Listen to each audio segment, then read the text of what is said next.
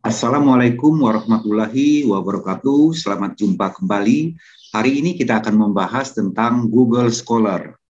Google Scholar merupakan situs pengindeks artikel-artikel ilmiah. Jadi di sini kumpulan karya ilmiah, tidak bergabung dengan artikel-artikel lainnya. Dalam Google Scholar banyak sekali topik atau artikel yang bisa kita kutip atau sitasi. Jadi para mahasiswa tidak harus selalu mengambil bahan tulisan di perpustakaan. Langkah pertama kita masuk pada browser pencarian. Tulis Google Scholar. Nah, lalu muncul kata-kata Google Scholar, kita klik. Nah, ini adalah layar tampilan dalam bahasa Indonesia, tertulis Google Cendekia. Langkah berikutnya kita tulis topik ya. Umpamanya topik atau variabel bebas ya. Kita tulis motivasi.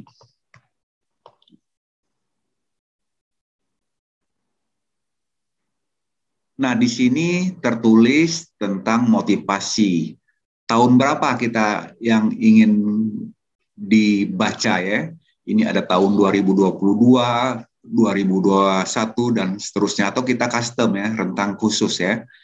Kita tulis umpamanya 2017 sampai 2022 umpamanya. Kita telusuri. Nah, ini muncul dalam tahun 2017 sampai 2022. Banyak sekali artikel tentang motivasi ya. Atau kita tulis tema umpamanya Biro Perjalanan Wisata. Kita klik, maka dia akan muncul artikel-artikel tentang Biro Perjalanan Wisata. Misalnya kita buka tulisan judulnya Peran Biro Perjalanan Wisata Sunrise Holiday Tour and Travel dalam meningkatkan minat khusus wisata ke Gunung Bromo. Ini ditulis oleh Alpiana dalam jurnal Pariwisata Pesona. Kita klik PDF-nya atau kita mau masuk dulu ke situs jurnal Pesona, silakan, atau kita langsung ke PDF-nya ya. Kita klik PDF-nya. Maka di sini muncul artikel yang ditulis oleh Renda Anissa dan Stella Alpiana ya. Nah, umpamanya kita mau ngambil kalimat ini.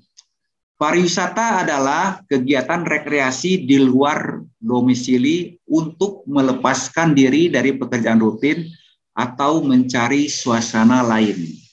Oke. Kalau kita mau mengutip sebatas ini aja, di akhirnya itu kita kasih titik 4. Titik 4. Artinya ada yang kita penggal. Nah, baru kita tulis nama penulis jurnal tadi, Alpiana. Tapi kalau kalian pakai reference atau Mendeley, itu secara otomatis ya. Nah, artinya kita menulis teori itu tidak harus dalam dalam buku perpustakaan. Bisa saja kita mengambil di dalam jurnal-jurnal yang ada di Google Scholar. Ini Google Scholar ini salah satu situs ya yang bisa kita kutip ya. Masih ada situs-situs lainnya. Nah, di sini banyak sekali. Umpamanya, nah contoh gini. Di sini menurut Damanik dan Weber, nah tahun berapa ini? Tahun 2006. Udah berapa tahun dia kalau 2006? Nah, 16 tahun 2006. Dibolehkan nggak kita mengutip 16 tahun ke belakang? Enggak.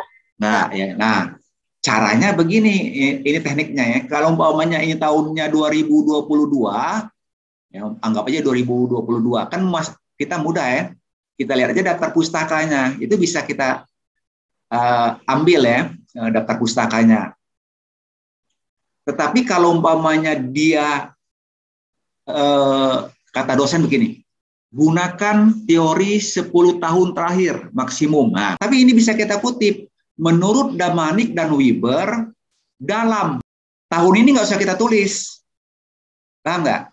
Tahun ini tidak usah kita tulis. Jadi menurut Damanik dan Weber, dalam siapa? Apa tuh? Dalam Anissa dan Alpiana tahun 2017, halaman berapa? Nah, lihat halamannya tadi. Jadi dia lebih muda umurnya.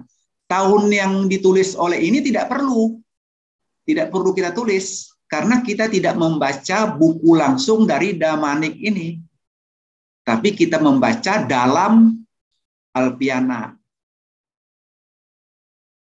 Daftar rujukan sama aja kayak daftar pustaka.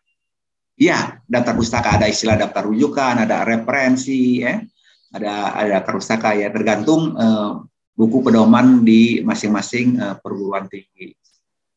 Oke, nah perhatikan di sini yang Bapak sorot ini seharusnya tidak miring, ya, seharusnya tidak miring. Yang miring itu adalah nama jurnal pariwisatanya. Nah ingat ini koma ya, bukan titik ya, koma, baru volumenya miring ya.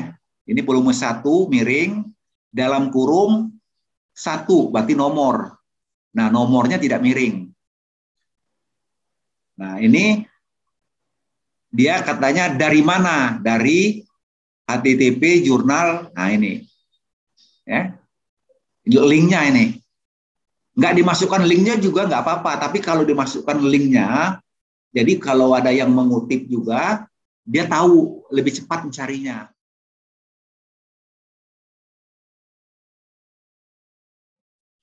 Karena di bab 2 itu tidak boleh ada pendapat kita. Yang boleh masuk itu adalah kumpulan teori. Kita hanya boleh menyimpulkan saja. Ya. Bahwanya definisi itu kita buat 3, baru kita simpulkan. Jadi kita tidak boleh berpendapat ya di bab 2 itu. Jadi kita harus memasukkan sumber seperti gini. Pariwisata adalah kegiatan rekreasi di luar domisili untuk melepaskan diri dari pekerjaan rutin atau mencari suasana lain. Ini kan minimal ini pendahuluan yang bagus kan, kita ambil kan. Jadi bukan kata kita maksud saya, ya, kata jurnal.